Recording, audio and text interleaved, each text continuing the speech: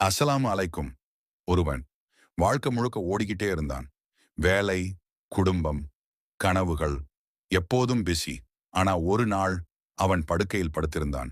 சுவாசம் மெதுவாகிக் கொண்டே போகுது.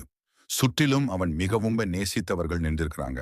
அந்த நேரத்தில் அவனுக்கு பணம் தேவையில்லை, பதவி தேவையில்லை, புகழ் தேவையில்லை. ஒரே ஒரு வார்த்தை தான் முக்கியம். அல்லாஹ்வின் தூதர் ஸல்லல்லாஹு அலைஹி வஸல்லம் அவர்கள் சொன்னார்கள், உங்களில் இறப்புக்கு நெருக்கத்தில் இருப்பவர்களுக்கு லா இலாஹ இல்லல்லாஹ் என்று நினைவூட்டுங்கள். யோசிச்சு பாருங்க. ஒரு மனிதன் இந்த உலகை விட்டு போற நேரத்துல அவனுக்கு கேட்க வேண்டிய கடைசி வார்த்தை அல்லாஹ் ஒருவனேன்னு சொல்லும் சாட்சி. நாம் தினமும் எவ்வளவோ பேசுறோம், சிரிக்கிறோம், வாதம் பண்றோம், பேச்சுல பல விஷயங்கள்.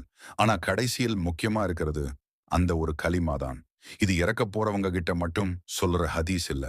இது உயிரோட இருக்கிற நமக்கான நினைவூட்டல். இப்போ நம்ம நாவு லா இலாஹ இல்லல்லாஹ் சொல்ல பழகுதா?